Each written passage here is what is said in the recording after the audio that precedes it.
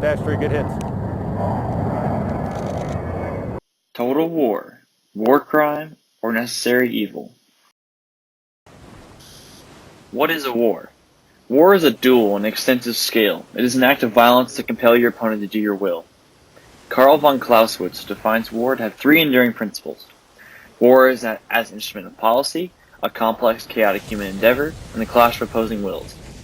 Over time, war has changed from involving primarily military to military action and other acts of war through diplomatic, information, and economic means, to now include acts by insurgencies known as regular warfare. No longer do we have scenes like those from D-Day, but rather we have scenes like those in American Cypher that show us how we must question our actions and safeguard the civilian population. And what we accomplish is by using rules of engagement and principles of just war theory. You got eyes on this? Can you confirm? Negative. You know the ROV. Your call. Man, they fry you if you're wrong. They send your ass 11 words. That being said, an essential element to winning any engagement of war is to use a concept that some coin as total war, which at times toes the line between rightful action and wrongful slaughter. The controversial concept of total war is a necessary part of war today, as it dramatically shortens lengths of military involvement, spares lives on both sides of the conflict in the end, and allows for psychological defeat of the enemy much faster.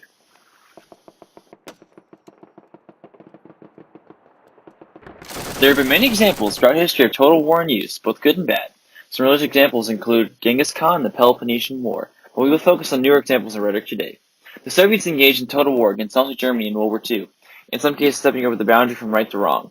The problem with the application of total war used by the Soviets is that it did not stem from any military advantage, but rather from hatred of Nazism and their extension of civilians living in Axis territory. There are several reports of German villages being ransacked, burned, the military males gathered up and shot, and the women raped by Soviet regulars.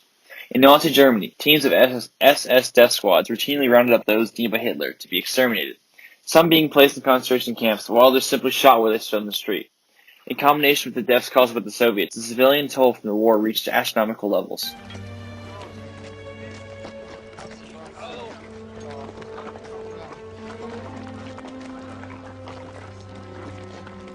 There are good examples of the usage of total war. General Sherman's march to the sea showed the Confederate South that there was no hope for them in the war, while also inflicting massive and structural damage upon the Confederate South.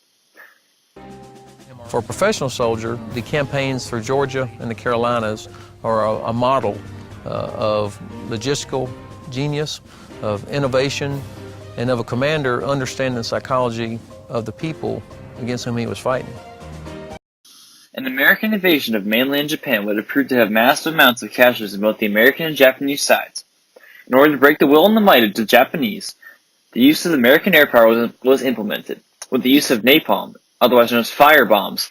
Catastrophic fires broke out at the mainly wooden city. 100,000 Japanese civilians perished in the bombings of Tokyo alone, let alone the other massive amounts of deaths caused by atomic weapons and other fire bombings. The bombings broke the spirit of Japan and allowed the United States to achieve total victory over the Japanese with far fewer casualties than a mainland invasion would require. There have been long after-effects of the World Wars. The creation of the Geneva Conventions, in addition to more politicized rules of engagement, have limited U.S. military power in engagements in Korea and Vietnam.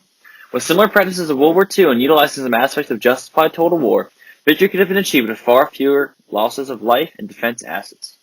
In today's post-9/11 world, we see the problems of our rules of engagement every day, yet we stick to the just war theory as we believe it is the right thing to do.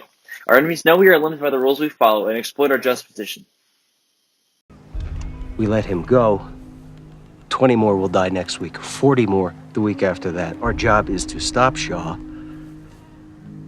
Why do these men have the right to dictate how we do our job? Rules of engagement says we cannot touch them. I understand. And I don't care.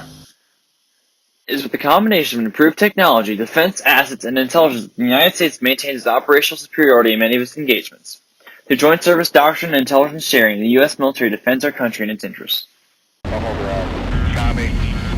Williams locks on to the ISIS compound and drops two 1,000-pound JDAM laser-guided bombs. Direct hit. 30 miles away, the strike force quickly follows suit. In conclusion, the applications of total war always toast the line between right and wrong, which is sometimes decided by those victorious in a war. Using some aspects of total war allows for the quicker defeat of an enemy force and a nation, which spares the lives and assets of our country and its allies. Justified actions of total war in the future will allow the United States to inflict its full might on whoever may decide to test our nation and democratic principles we safeguard. Justified offensive action gives us another edge of the enemy, as it is in our best interest to seize, retain, and split the initiative of any conflict we face. In the words of Curtis LeMay, successful offense brings victory. Successful defense can only lessen defeat. Thank you.